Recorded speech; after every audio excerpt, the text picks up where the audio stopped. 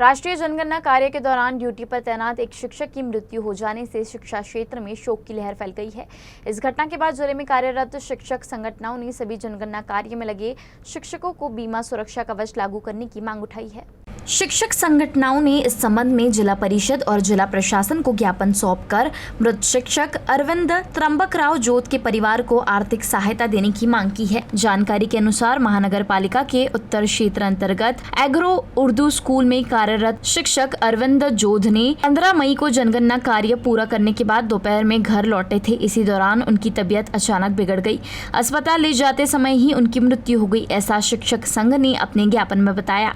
शिक्षक संगठनों ने मांग की है कि मृतक के परिवार को कम से कम 50 लाख रुपए की आर्थिक सहायता दी जाए तथा परिवार के एक सदस्य को अनुकंपा के आधार पर तत्काल नौकरी प्रदान की जाए। साथ ही यह भी मांग की गई है कि भविष्य में इस तरह की घटनाओं से बचने के लिए जनगणना कार्य का समय निर्धारित मौसम और स्वास्थ्य परिस्थितियों को ध्यान में रखकर किया जाए।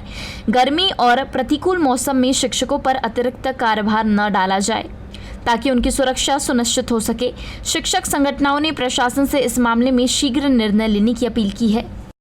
या जनगणनेच्या कामामध्ये राष्ट्रीय कर्तव्य म्हणून आमचे शिक्षक योगदान देत असताना आमच्या अकोला येथील आमचे एक शिक्षक आणि अरविंद त्र्यंबकराव जोध हे अतिशय चांगले शिक्षक होते।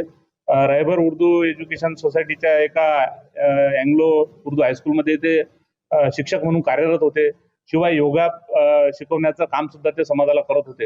आणि एकीकडे आपण जागतिक योगा दिन साजरा करत आहोत आणि एकीकडे असा एक चांगला योग शिक्षक या जनगणनेच्या कामामुळे अकाली मृत्युमुखी पडलेला आहे। त्यांना या जनगणनेच्या कामात उष्माघाताचा त्रास झाल्यामुळे अकाली त्या ठिकाणी त्यांचा मृत्यू झाला। आणि आज आमची अशी मागणी आहे की ही जनगणना करत असताना त्या शिक्षकाला न्याय मिळाला पाहिजे, यासाठी आम्ही हे निवेदन दिलेलं आहे।